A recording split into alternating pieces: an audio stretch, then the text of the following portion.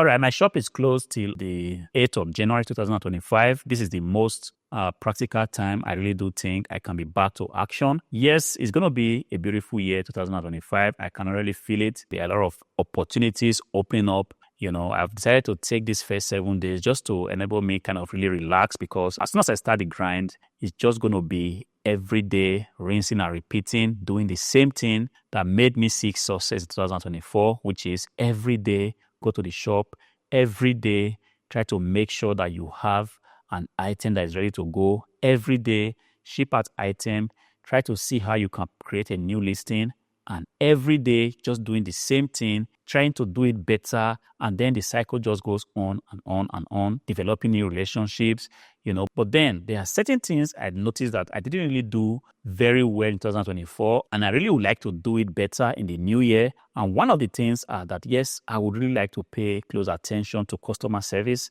I typically tend to reply emails, but I would say that my reply rate is not really where I would like it to be. Sometimes I get a request from a customer. I don't reply to it immediately. Sometimes a customer writes me about a particular computer. He wants to know 1 or 2 things. I just feel like, yes, I have really described this item enough for you to actually just go ahead and buy it. And sometimes I really can remember many occasions I didn't send back replies to people that asked something about PCs or about a monitor. This wasn't good enough, and this is one thing I would really like to change in the new year, and it's going to be like this. I'm going to really dedicate a time so that if I come to the warehouse, the first thing I want to do is to go ahead, reply the messages that I have from the previous day or on the current day. And then if I have, in the course of my work, if I have an email, I want to make sure that I stop whatever I'm doing and quickly reply it, because sometimes a little reply might just make a lot of difference from somebody actually going ahead to click on the buy it now button. I would like to really prioritize that, make sure I'm really zooming in on my emails, replying customers, and each time I get a request, like customer wants to return an item, I want to also prioritize replying as soon as possible. I do not want to keep the customer waiting.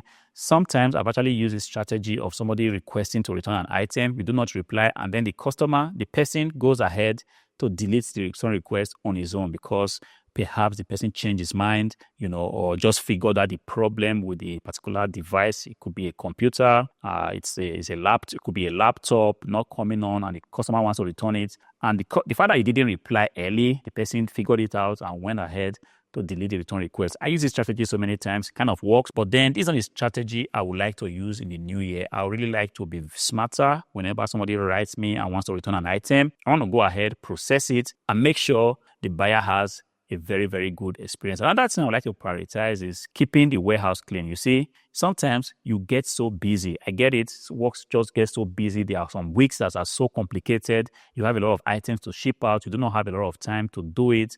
And then you just keep using materials like bubble wraps, throwing them on the ground, or cutting old cartons, throwing them in the corner. This is not going to be. This is something I really like to change, because I also noticed that there are a lot of accidents that can happen if you are working, especially if you are actively working in an untidy environment. You see, I was hurt so many times. Sometimes I'm going to pick something, because there are so many cartons and cables on the ground, I just trip over, because yes, it is what it is. Accidents can actually happen if you are working in a crowded place, a place that is not kept, a place where there are a lot of rest materials on the ground. This is going to be my priority. As a matter of fact, I would like to make it a habit such that every day I haven't finished with the post office, no matter how tired I am, I'm just saying, I hope I can actually put this to test. I would really like to, come back to the warehouse and really try to see how I can clean up and prepare myself, prepare everything I need for the next day. This will be a good strategy. First of all, it will ensure that my warehouse is clean at all time.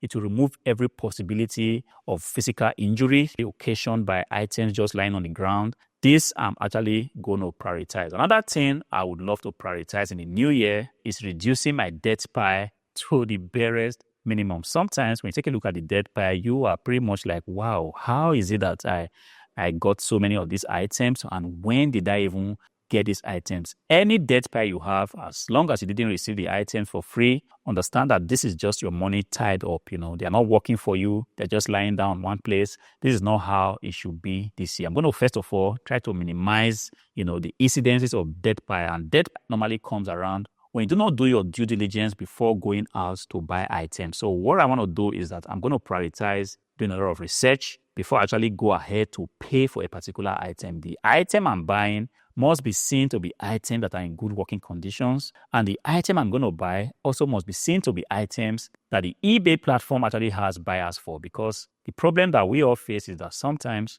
we have items to sell, but the algorithm in this case doesn't have a buyer for that item. So the algorithm tries to look around, tries to place your offer everywhere, place it on Instagram, place it on Facebook in the form of ads. Nobody wants this item. And you as a seller, you are just stuck with these items. You see, the more you can actually do your due diligence, before buying an item, the more you can actually reduce the incidence of you buying an item that will end up in a dead pile. And when I mean doing your due diligence, I just mean that, look, before you buy an item, try to spend a minute or two, go to TerraPic, put the name of the item on TerraPic, just see if there's a buyer for this item. And if there is no buyer for this item, the best thing you want to do is to actually leave it. And in this way, you are not going to be buying items that are going to end up in the dead pile. And before you also buy items, just make sure that the price you are paying for the items is actually a price that when you go ahead to resell the item, first, you will not be pricing yourself out of the market, which is your competitors are selling like 10, 15, or even 20 euros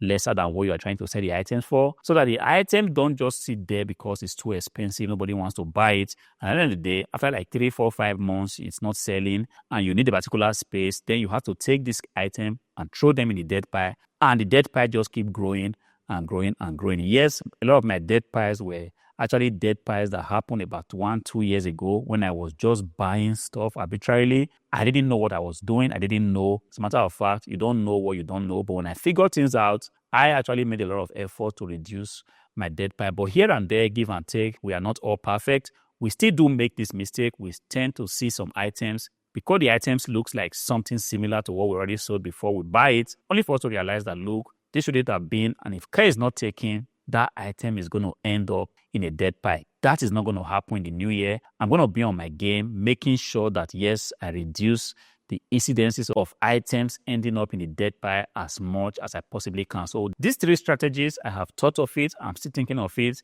And I do have 7 days to finally see how I can really make this work. Hopefully, I will be able to do this. The new year is starting in a few hours. The little tip I have for you is to take a day or two, take a break, align the strategies that you want to deploy in the new year. Make sure you think through it, set them apart. Make sure you think through it, because as the saying goes, if you are about to go to war, you always need to sit back and count the cost. And you counting the cost in the case of a reseller is you sitting back to take a look at exactly what you want to achieve. Take a look at the kind of items you want to sell. Are there items in your shop that have proven not to sell? You want to stop buying these kind of items.